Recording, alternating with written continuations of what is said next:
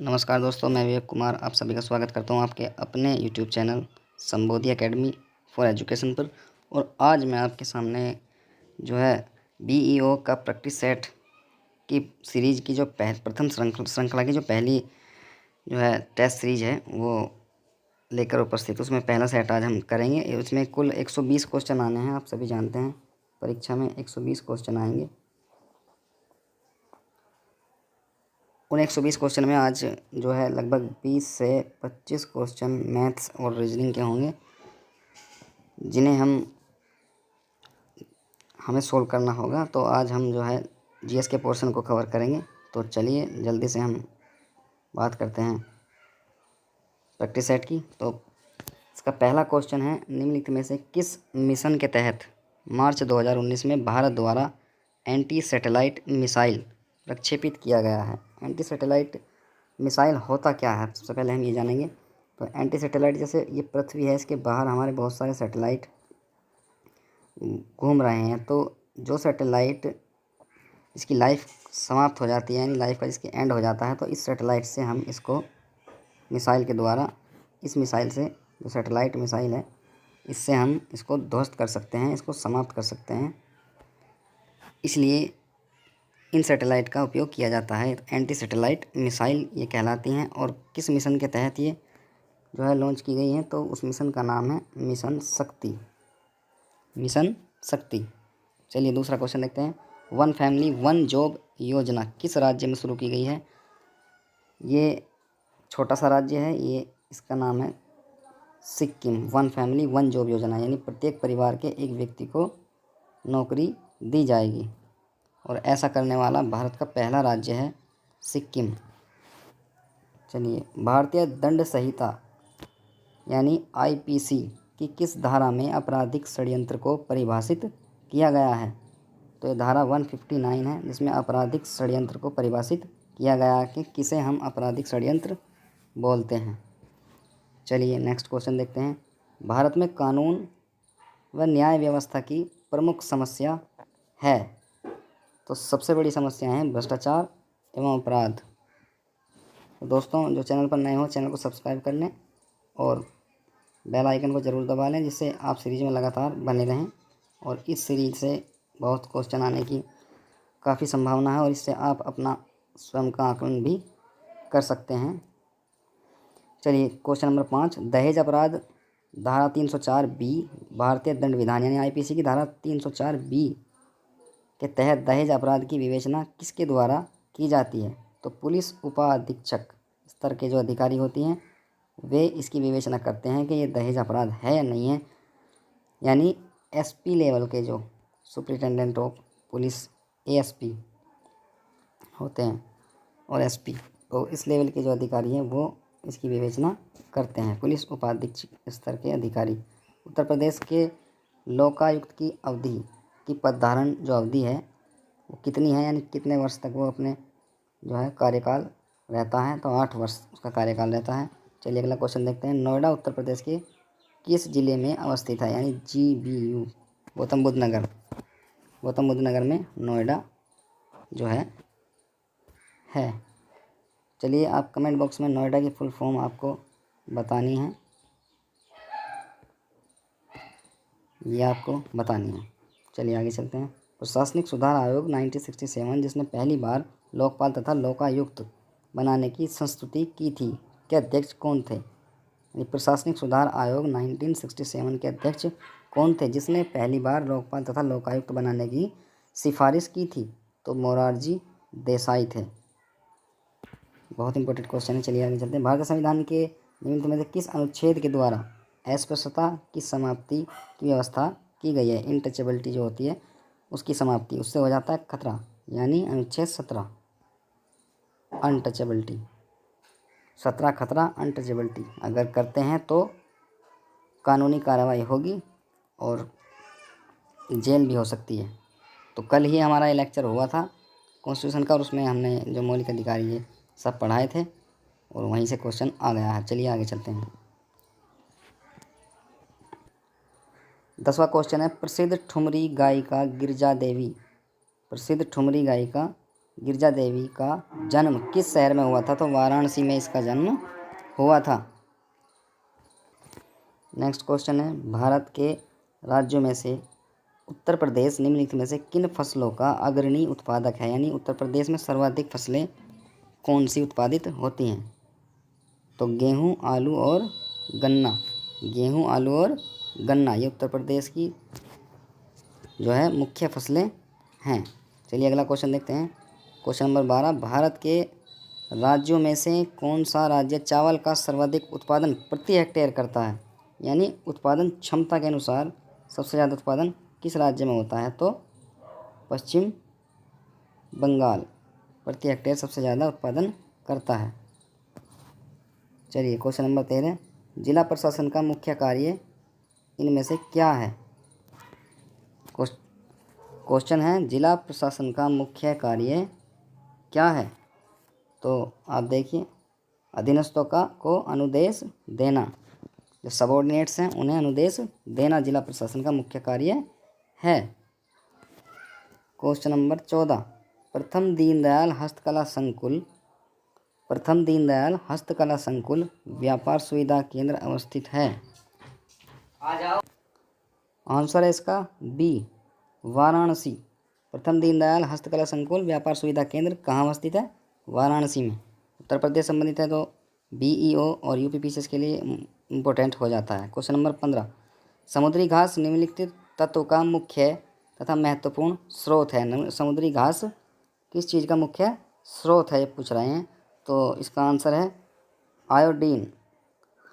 समुद्री घास यानी समुद्र के नीचे जो है वो प्लैंकटन टाइप की घास हो जाती है और उसको निकाल कर सुखाकर उसका पाउडर बना लिया जाता है और उसे आयोडीन की तरह प्रयोग किया जाता है। उसमें प्रचुर मात्रा में आयोडीन पाया जाता है, इसलिए समुद्री घास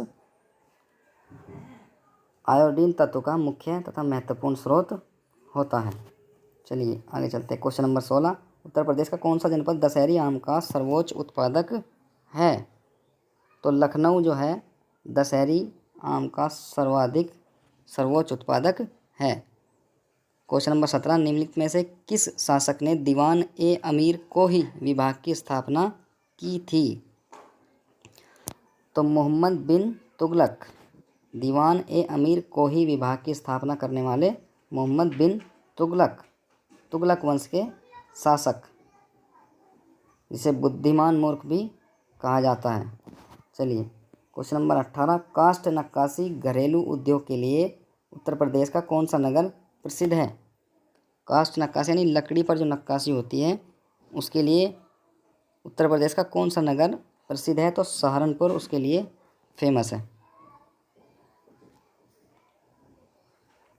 क्वेश्चन नंबर 19, उत्तर प्रदेश में उत्तर केंद्रीय क्षेत्र सांस्कृतिक केंद्र स्थापित है कहाँ पर?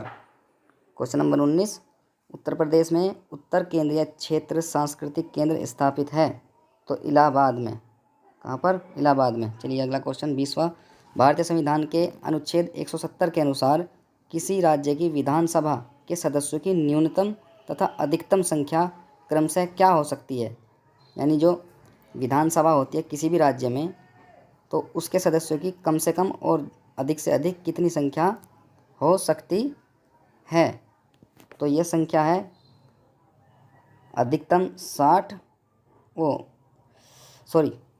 कम से कम 60 और अधिकतम 500 हो सकती है। यानी मिनिमम 60 और मैक्सिमम 500 हो सकती है।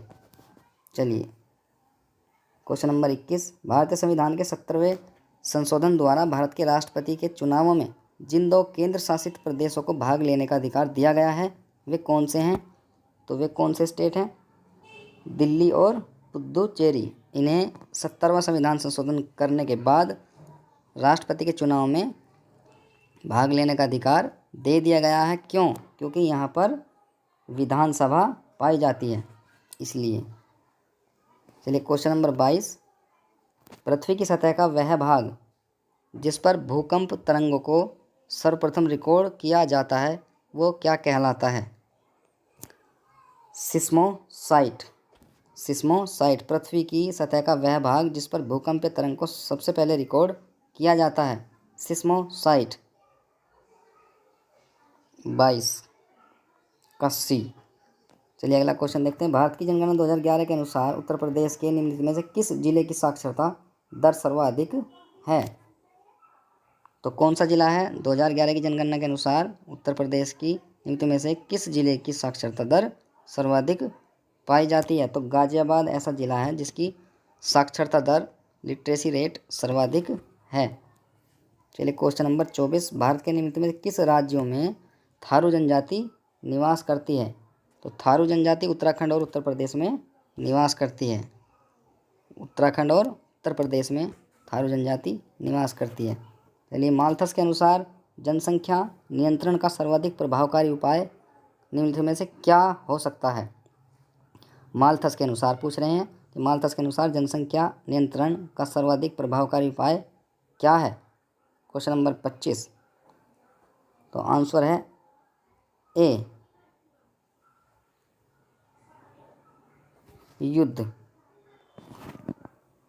एक पारिस्थितिकी तंत्र में ऊर्जा की मात्रा एक पोषण स्तर से अन्य स्तर में स्थानांतरण के पश्चात, यानी कोई इकोसिस्टम है उसमें एनर्जी की कोई वैल्यू है, वो एक पोषण स्तर से दूसरे पोषण स्तर में जब ट्रांसमिट होती है, स्थानांतरित होती है, तो क्या होता है? बढ़ती है, घटती है, स्थिर रहती है, बढ़ सकती है या घट सकती है? Question number 26। तो वो क्या होगा? घटेगी। वो क्या है? घटेगी। निम्नलिखित में से कौन सा सेल समूह भारत में धात्विक खनिजों का प्रमुख स्रोत है? धात्विक खनिजों का प्रमुख स्रोत यानी जिसमें लोहा वगैरह ये पाए जाते हैं, तो धारवाड़ समूह। कौन सा? धारवाड़ समूह धात्विक खनिजों के लिए फेमस है। जनगणना 2011 के अनुसार निम्नलिखित में से किस भारतीय राज्य में महिला साक्षरता न्यूनतम थी, यानी सबसे कम थी महिला साक्षरता? तो 28वें क्वेश्चन का आंसर है बी, राजस्थान में सबसे कम महिला साक्षरता है। चलिए आगे चलते हैं। Question number 29। पृथ्वी का सर्वाधिक वृहत पारिस्थितिकी तंत्र निम्नलिखित में से कौन सा है, यानी सबसे बड़ा इकोसिस्टम? पृथ्वी का सबसे बड़ा इकोसिस्टम कौन सा है? तो 29 का आंसर है ए, यानी जलमंडल। जलमंडल पृथ्वी का सबसे बड़ा पारिस्थितिकी तंत्र या इकोसिस्टम है। Question number 30। ट्राई निम्नलिखित में से किस क्षेत्र की नियामक संस्था है? ट्राई यानी TRAI, telecom regulating authority of India. तो टेलीकॉम यानी दूरसंचार। तो ये ट्राई किससे संबंधित है? दूरसंचार से संबंधित है। चलिए अगला क्वेश्चन। निम्नलिखित घटनाओं पर विचार कीजिए और उपयुक्त घटनाओं को उनके कालक्रम अनुसार व्यवस्थित कीजिए तथा नीचे दिए गए कुछ से सही उत्तर चुनिए, यानी पहले क्या हुआ उसके बाद क्या हुआ। तो गांधी इरविन समझौता, सांप्रदायिक पंचाट निर्णय, द्वितीय गोलमेज सम्मेलन और नेहरू रिपोर्ट। तो सबसे पहले नेहरू रिपोर्ट आई थी, नेहरू रिपोर्ट। उसके बाद गांधी इरविन समझौता हुआ था 1931 में। उसके बाद द्वितीय गोलमेज सम्मेलन हुआ 31 में ही, तुरंत बाद तभी जो है कांग्रेस शामिल हुई थी द्वितीय गोलमेज सम्मेलन में। इस समझौते के बाद, समझौता हुआ ही इसलिए था। उसके बाद नंबर 2 सांप्रदायिक पंचाट का निर्णय लिया गया था, यानी रिजर्वेशन से संबंधित। तो आंसर हो गया टी, 4132। चलिए India state of forest report 2017 के अनुसार देश के कुल भौगोलिक क्षेत्रफल का कितना प्रतिशत वन आच्छादित है? तो ये 15वीं रिपोर्ट है और 2017 में आई थी, 21.54 है। लेकिन अब नया आंकड़ा आ चुका है, 16वीं रिपोर्ट आ चुकी है 2019 की, उसका हम अलग से डिस्कस करेंगे। चलिए लेकिन ये भी पूछ सकते हैं।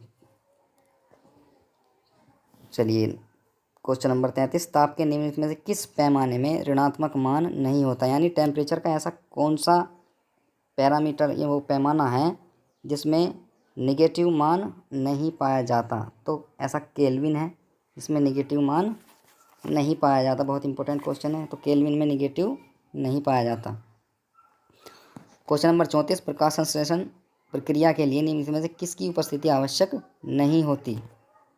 जो फोटोसिंथेसिस क्रिया है उसके लिए किस चीज़ की आवश्यकता नहीं है? तो सूर्य का प्रकाश भी जरूरी है, जल भी आवश्यक है और कार्बन डाइऑक्साइड भी आवश्यक है। ऑक्सीजन की आवश्यकता नहीं होती प्रकाश संश्लेषण प्रक्रिया के लिए।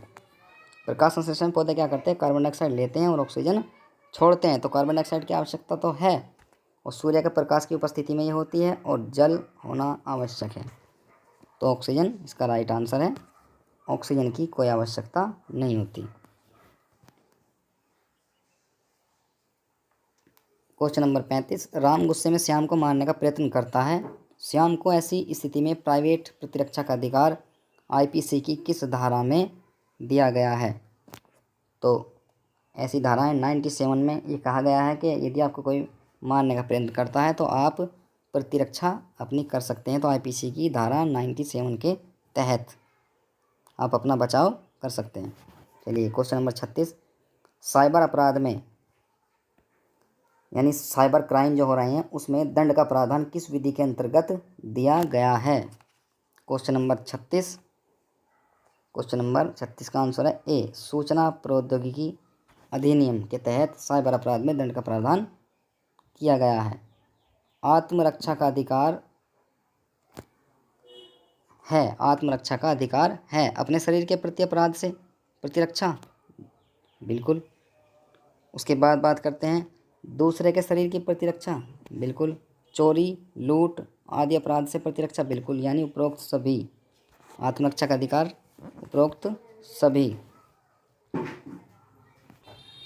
क्वेश्चन नंबर 38, निम्नलिखित में से कौन एक ग्रीन हाउस गैस नहीं है? हरित गृह गैस नहीं है। तो कार्बन डाइऑक्साइड तो है, उससे ज़्यादा जलवाष्प भी होती है, मीथेन भी है, सीएफसी भी है, क्लोरोफ्लोरोकार्बन। तो ऑक्सीजन ऐसी गैस है जो एक हरित गृह गैस नहीं है। और हरित गैस क्या करती है? ग्रीन हाउस इफेक्ट पैदा करती है, सूर्य से आने वाली किरणों को और टेम्परेचर को रोक लेती है और वापस जाने का विरोध करती है, उसे यहीं पर रोकती है, जिससे भौगोलिक तापमान बढ़ता है, जिसे ग्लोबल वार्मिंग बोलते हैं और उससे बहुत ज़्यादा खतरा हो रहा है। तो हरित गृह गैस नहीं है ऑक्सीजन। चलिए आगे बढ़ते हैं। क्वेश्चन नंबर 39 जीएसटी किस तरह का कर है? तो किस तरह का कर है ये? इनडायरेक्ट टैक्स यानी अप्रत्यक्ष कर। ये हमने पिछली क्लास में भी बताया हुआ है। 39 का बी, जीएसटी किस तरह का कर है? इनडायरेक्ट टैक्स यानी अप्रत्यक्ष कर की श्रेणी में से रखा जाता है। प्रत्येक क्रिया के लिए एक समान और विपरीत प्रतिक्रिया होती है, यह नियम दिया था। किसने दिया था? क्रिया प्रतिक्रिया का नियम। ये हमने अपनी साइंस की क्लास में हम पढ़ा चुके हैं और इसका आंसर है न्यूटन। और न्यूटन का तृतीय नियम यानी न्यूटन का थर्ड लॉ जो है वो कहता है क्रिया जिधर हम करते हैं विपरीत प्रतिक्रिया होती है, वही ये पूछ रहे हैं। चलिए, ईस्ट इंडिया कंपनी ने सर्वप्रथम अपनी व्यापारिक फैक्ट्री की स्थापना कहाँ की थी? ईस्ट इंडिया कंपनी ने अपनी पहली फैक्ट्री की स्थापना कहाँ पर की थी? तो सूरत, गुजरात में ईस्ट इंडिया कंपनी ने सर्वप्रथम अपनी व्यापारिक फैक्ट्री या व्यापारिक कोठी सूरत में स्थापित की थी। चलिए अगला क्वेश्चन 42वां, क्रिप्स मिशन भारत में किस वायसराय के कार्यकाल में आया था? बहुत इंपॉर्टेंट है, हमें टाइमिंग का भी पता होना चाहिए, किस टाइम कौन यहाँ वायसराय आया था, कौन उस समय वहाँ पर पीएम था। तो 42वां क्वेश्चन का आंसर है सी, लॉर्ड लिनलिथागो। क्रिप्स मिशन भारत में लॉर्ड लिनलिथागो के समय आया था। चलिए आगे चलते हैं। क्वेश्चन नंबर 43, आइसोथर्म रेखा किस चीज़ की समानता को प्रदर्शित करती है? आइसोथर्म यानी टेम्परेचर, थर्म टेम्परेचर से संबंधित शब्द है, तो 43 का आंसर हो जाएगा ए। जैसे थर्मोकपल वगैरह कहते हैं, ये सब टेम्परेचर संबंधित है, तो हमें शब्द से भी ना पता हो तो शब्द से भी हम चेक कर सकते हैं, थर्म यानी ताप से संबंधित है।